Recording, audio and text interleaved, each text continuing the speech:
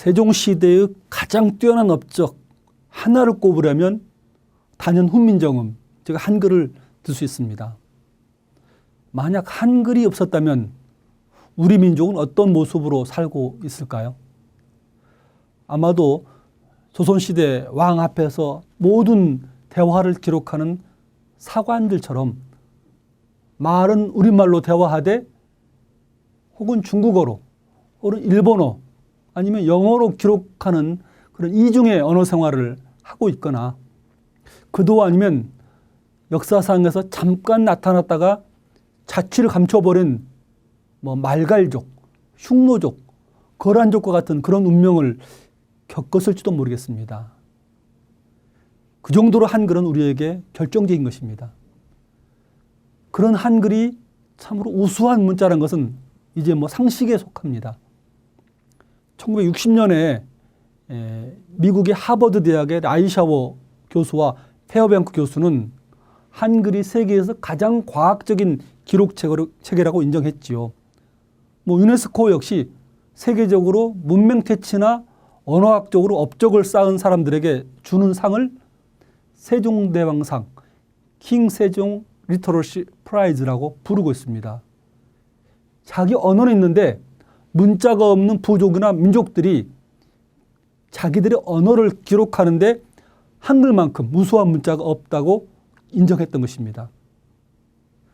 아주 흥미로운 얘기 하나는 미국 시카고 대학의 세계적인 언어학자인 지금은 돌아가신 제임스 맥콜리 교수의 얘기인데요. 그분은 매년 한글날이 되면 10월 9일이 되면 수업을 포함해서 모든 일을 멈추고 자기 아파트에 학생과 지인들을 불러놓고 이른바 한글날 파티를 열었다고 합니다. 아니 왜 한글날을 기념하느냐라고 질문을 하자 그는 이날은 전 세계 언어학자들의 영광을 위한 유일한 할리데이, only holiday, 유일한 공휴일이라고 대답을 하고 있습니다. 이처럼 한글은 세계적으로 우수한 문자로 인정되고 있는데 정작 세종시대 사람들, 특히 대다수 지식인들이 한글, 즉 훈민정음을 세계 최고 문자라고 인정했었을까요? 한자와 다른 문자를 만드는 것은 오랑캐나 하는 짓이라는 당시 지식인들을 세종은 어떻게 설득시켰을까요? 오늘은 먼저 세종의 한글 창제 동기를 먼저 보도록 하겠습니다. 그리고 이어서 차차 그 설득 과정을 보겠는데요. 먼저 세종이 한글을 창제한 동기에 대해서는 여러 사람들이 다양한 의견을 내놓고 있습니다. 몇 가지로 나눠지는데 첫 번째는 한자음의 발음 표기를 효과적으로 하기 위해서라는 이숙룡 선생님의 주장이 1940년대에 이미 나왔고요. 두 번째는 그 당시 민중의 동향을 조정해서 쉽게 파악하기 위해서 조선 초기에 어떻게 백성들 생각이 어떤지를 파악하기 위한 것이라는 이우성 선생님의 주장이 1970년대에 나왔습니다. 세 번째는 세종이 이렇게 한글을 만든 것은 백성들이 그만큼 자의식이 성장한 결과이지 조정해서 이렇게 알아서 한 거 아니다. 조정해서 불가피한 대응이었다고 하는 강만기 선생님의 주장도 역시 70년대 말에 나왔습니다. 대체로 이숙룡 선생님이 언어학적 측면에서 한글 창제를 보았다면 이우성 또는 이제 강만기 선생님은 정치학적 측면에서 백성에 대한 대응이라든가 의식, 성장 이렇게 보았다고 보겠습니다. 각각의 해석이 나름의 논거를 갖고 있기 때문에 어느 하나가 맞고 다른 것은 틀리다고 말할 수는 없겠습니다만 제 생각에 무엇보다도 세종의 말을 먼저 들어봐야 되지 않나 생각합니다. 세종실록을 통해서 볼 때 세종은 한편으로 법으로 금지하는 것을 백성들에게 문자로 알려주어서 억울한 일을 겪지 않게 하자라는 말을 하고 있습니다. 법이란 말이 나오고 있습니다.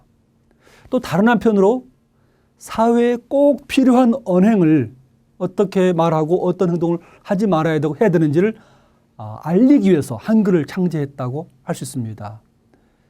저는 이 중에서 앞에 것 특히 백성들이 법을 몰라서 억울한 일을 겪지 않게 하려는 동기가 더 중요했다고 생각합니다.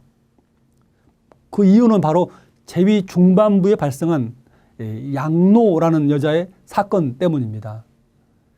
세종 제위 15년째인 1433년에 황해도의 곡산이라는 땅에 사는 여자 양민, 양노라는 여자는 주문을 외워서 사람을 죽였다는 혐의로 투옥됩니다. 그녀가 누구에게 밥을 해주었는데 그 밥을 먹던 사람이 갑자기 죽었습니다. 그래서 그녀가 관가 신고했지만 관청에서는 그녀의 자백을 받기 위해서 네가 죽였지. 안 죽였습니다. 누구 본 사람 있느냐? 본 사람은 없습니다. 네가 안 죽였다는 걸 대봐. 증명해봐. 수없는 형벌을 가하고 고문과 맷때림을 견디다 못해서 마침내 내가 주문을 위해 죽였습니다라고 자백을 합니다. 이 사건을 보고받은 형조, 조정의 관리는 아무래도 이 말이 허망하다. 어떻게 주문을 위해 사람을 죽이는지라고 생각해서 그 양노를 찾아가서 닭에게 주문을 외워보게 합니다. 그러나 죽지 않습니다. 여기 개를 한 마리 데려와서 주문을 외게 하지만 죽지 않습니다. 왜 그러느냐? 왜 안 죽느냐? 묻자 양노가 하는 말이 제가 지금 감옥에 갇힌 지가 오래되었습니다. 10여 년 됐습니다. 그러다 보니까 주문 외우는 걸 안 하다 보니까 그 영험이 사라진 것 같다. 라고 하면서 제발 빨리 저를 죽여주십시오. 라고 얘기하고 있습니다. 세종도 마지막으로 최종 사형 판결을 내리기 전에, 서결하기 전에 그 보고를 받습니다. 그런데 그 형조 관리 말처럼 그 여자가 죽여달라고 그러는데 그 말이 참 처연하였다. 구슬펐다는 말 듣고 의금부에게 가서 한번 조사를 시킵니다. 전면 재조사 시킵니다. 1차 재조사이죠. 근데 양노는 역시 의금부 관리가도 주저하지 않고 자기 죄가 이러저러했고 어떻게 죽였고 술법은 이러저러하게 했다. 라고 말하고 또 빨리 저를 죽여주십시오라고 말합니다. 의금부 관리가 그러니까 맨 처음 조사할 때는 모두 안 죽였다고 숨기더니 왜 지금 금방 자복하느냐라고 묻습니다. 그러자 양노가 처음에는 한번 살아보려고 애써 변명했지만 지금은 덮을 수가 없으니 빨리 죽여달라라고 또 말을 합니다. 세종은 이 보고를 받고 마지막으로 이제 옆에 승지를 보냅니다. 정분이라는 사람을 보내서 네가 정확히 알아보아라. 그런데 역시 그 정분이라는 사람이 가도 양노는 계속 거듭 죽여달라고 말을 합니다. 그러다가 정분이 내가 지금 임금님의 말을 직접 받고 왔다.